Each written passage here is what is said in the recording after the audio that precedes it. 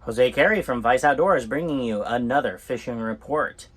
The Boise River in town is still flowing above 700 CFS. The fishing can be kind of hit or miss.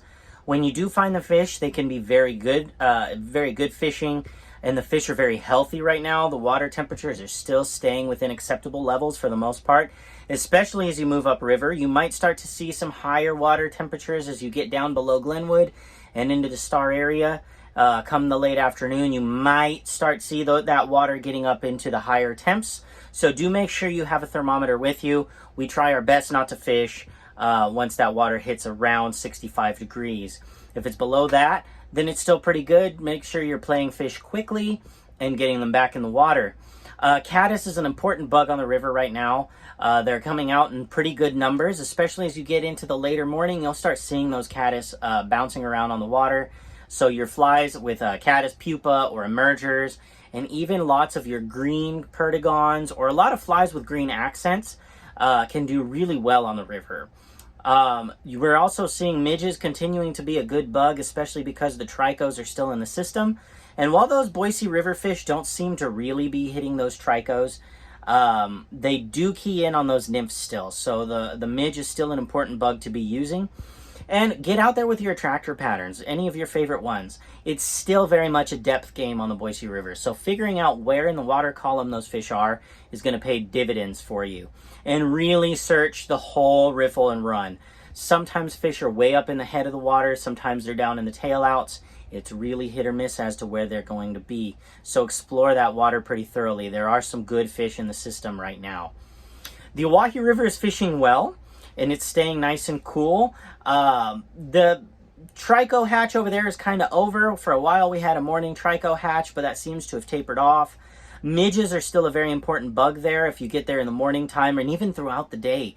Midges kind of continue to come off as that water temperature stays low, and the fish are keying in on those. Those midges are small. You're throwing 20, 22s, and 24s size midges for those fish. Now, we are in those kind of dog days of summer on the Oahe. We've had lots of bluebird days, and as a result, the hatches have gotten very hit or miss and rather sporadic. The PMD is not that bug we can count on right now. PMD hatches, if they come off, are going to be a late evening hatch. We've been seeing them starting like 4 to 6 in the afternoon, which is much later than we typically see the PMD.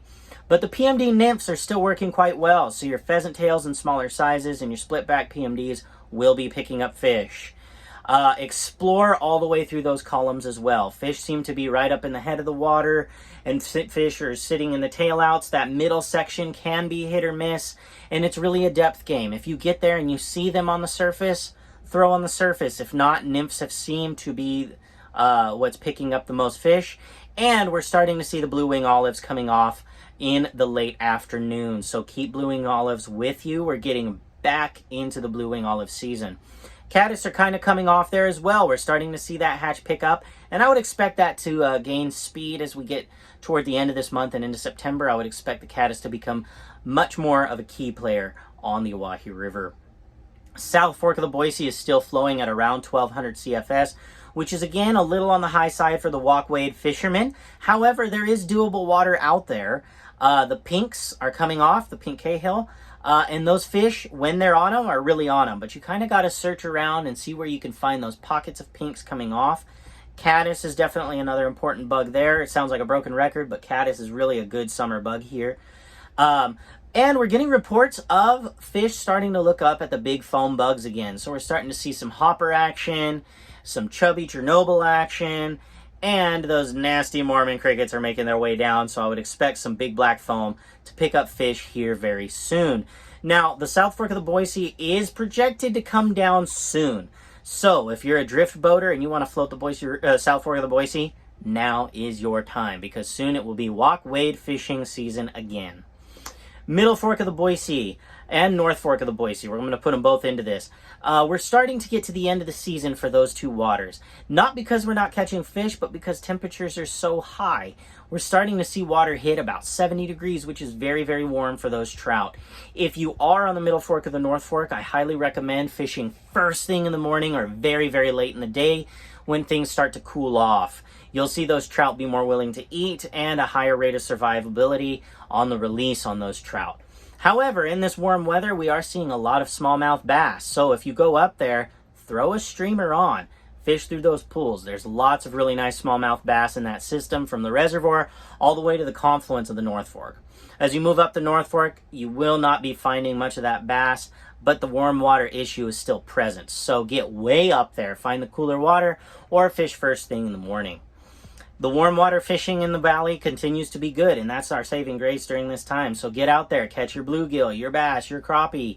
Have a good time and keep your sunscreen, and please stay hydrated. It is hot out there. If you have any other questions, please let us know. And since we're posting these on YouTube now, feel free to subscribe or ring that bell and let us know what you'd like to see. Tight lines, everyone.